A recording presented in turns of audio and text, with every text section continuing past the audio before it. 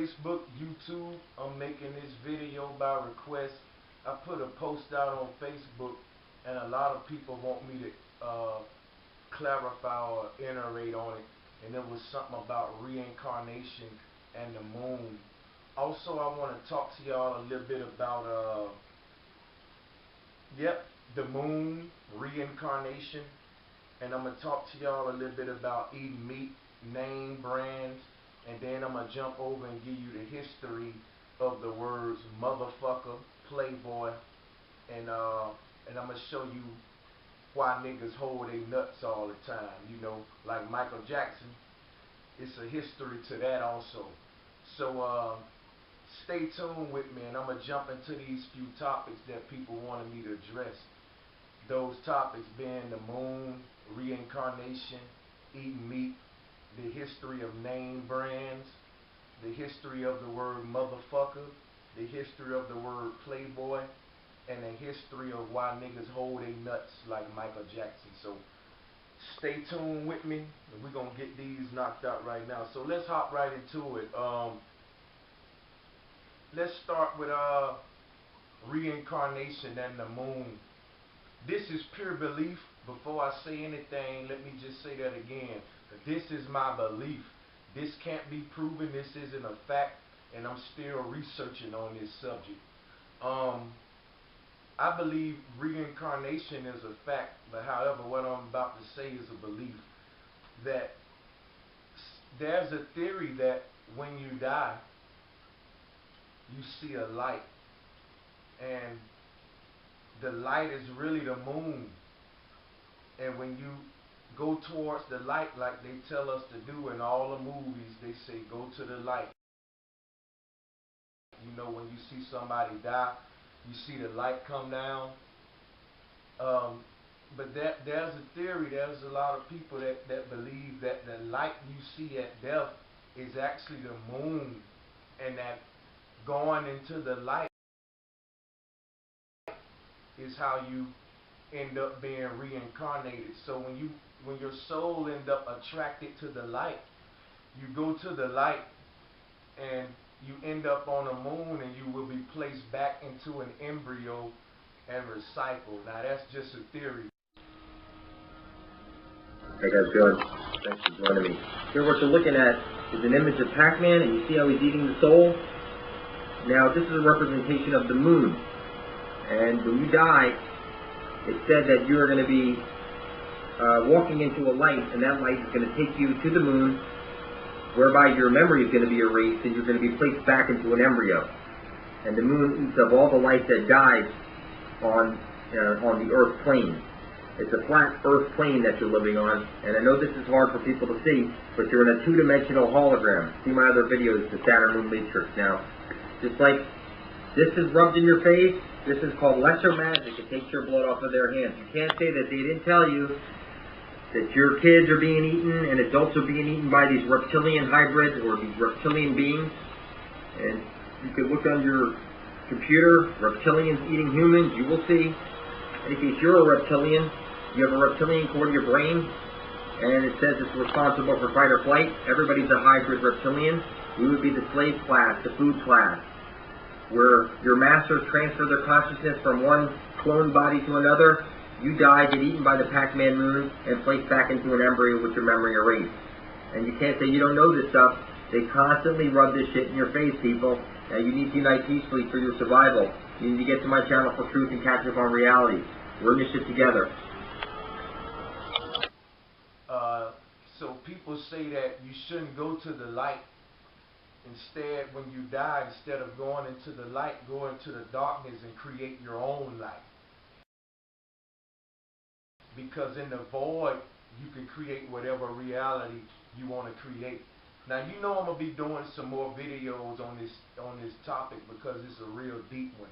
I just wanted to jump into it a brief. I want to hit all these topics briefly, and I'm going to come back to them, in the future. That's just a little bit about the moon and reincarnation. But just a little quick fact about humor, y'all. When you laugh, you increase years on your life. So I know I come at y'all all the time with a lot of knowledge, a lot of lectures, a lot of stuff that's kind of overwhelming. So if you haven't checked out my comedy channel, I advise you to check out the comedy channel. It's a way to kind of even things out and let people know that I still have a sense of humor and that I'm still human.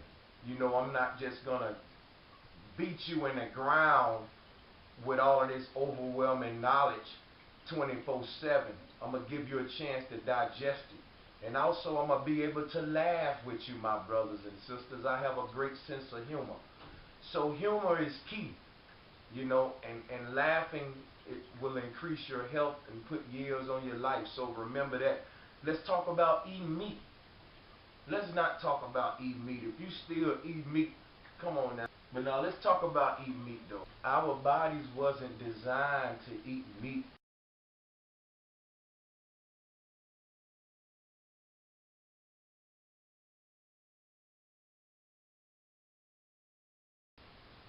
When you eat, really, let me show you what eating is. Eating is basically receiving light energy just like the trees do, but you're receiving it through denser forms. So when you eat a steak, that cow was eating grass, right? So that grass was getting its energy from the sunlight, and the cow was getting the sunlight energy from the grass, and you getting the sunlight energy from the cow. So you getting your light from a denser source. You getting it through a medium.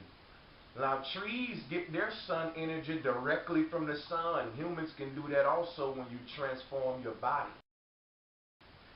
Now when you bite into an orange, the orange grew on a tree and it got sunlight energy, all of its life, and you take that sunlight energy and you process it into energy for yourself. So basically when you eat meat, you get less energy than you would have just by being in the sun or eating fruit or certain vegetables that absorb sunlight. And also your body is overwhelmed and face major health hazards just by processing the meat. Also, meat stay in your intestines for a long time, and if you can see the inside of some of y'all intestines, you'll see maggots and everything. No bullshit.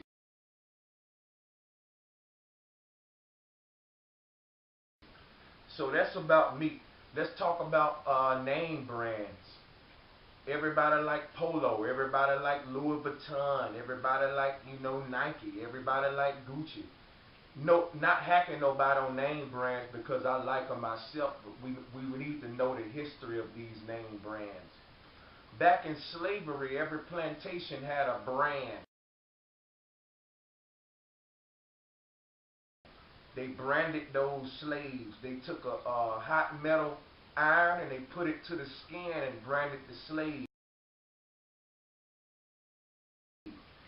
Now during that time, slaves would brag about the brands because if you come from a plantation that had a swimming pool and your slave master might have worked y'all only 8 hours a day, but the plantation down the street might work 20 hours a day and get beat all the time. They got that brand from that plantation on that arm, and the uppity niggas up there at they plantation, they got their brand on. So when all the niggas come together, the uppity niggas brand, they flashing this brand that's burnt in their skin, and they tell, yeah, we from the Williams plantation. We don't work but 8 hours a day, nigga, and we got a swimming pool. They flossing that brand that master burnt in them.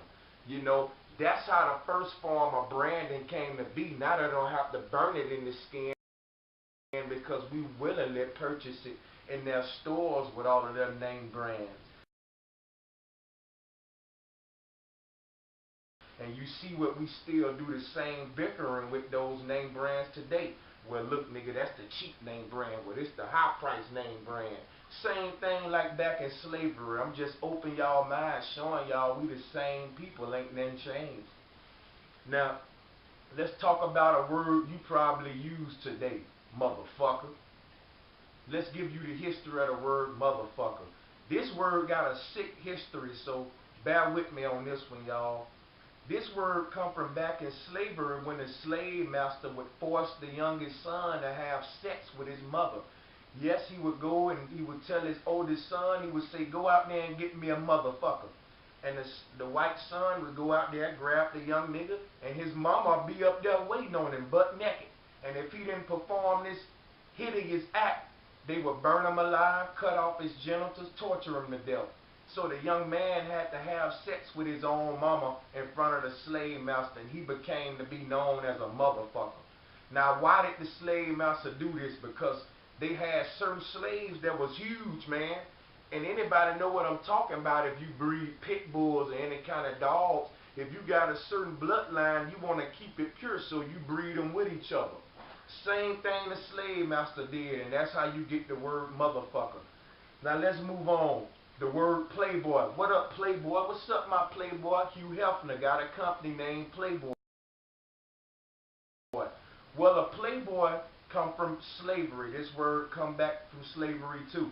A playboy was when the white slave master had his spoiled white daughter, and she was so spoiled rotten, she had every toy in the world, and that wasn't enough. When she started crying, what the slave master would do was walk down there to the plantation and get one of the nigger babies. He would just snatch the baby from the mama, and he would take that newborn baby in his daughter's room and let his daughter play with that baby like a toy for however long she wanted to. It didn't matter if she threw the baby against the wall. She might have fed it stuff that was poisonous. They didn't care. Most of those babies didn't come back the same because they looked at it as a toy, but it was a human toy, like a pet, a dog. But you can do what you want with it. It was a playboy, and he would do that just to keep his spoiled daughter from crying.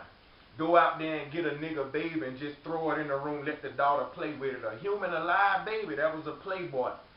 So I'm giving y'all some deep history right now. Stay with me.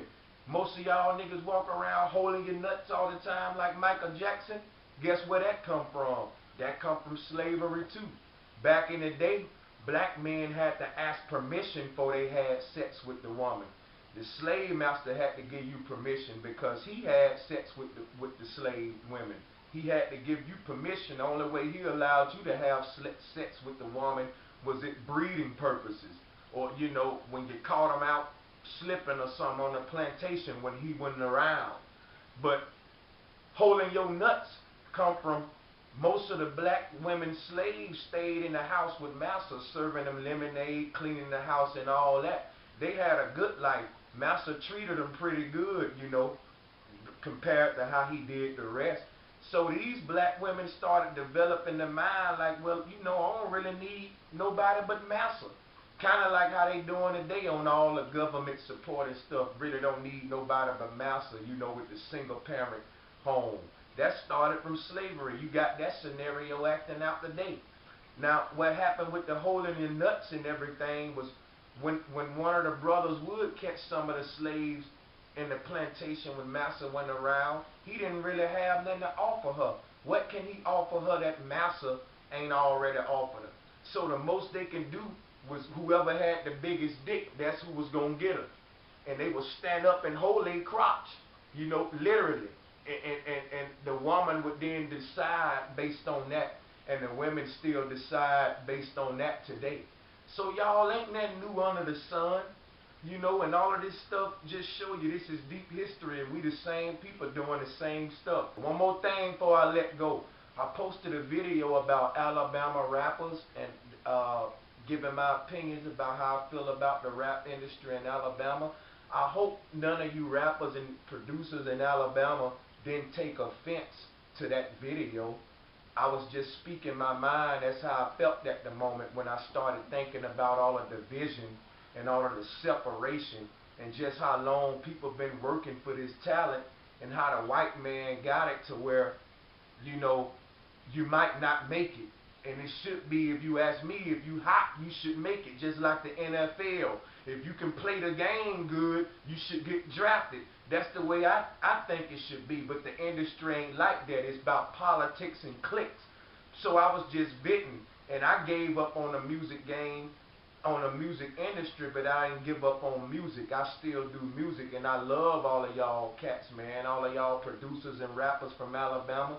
Shout out to y'all. I wasn't doing it to hack y'all. Please don't take offense to that. I was heated about some things and I vented on them, and I refused to take them back because that's just how I felt, and I still feel like that I'm justified in that. I just wanted to hit all of these topics because you know, y'all requested me to touch on these.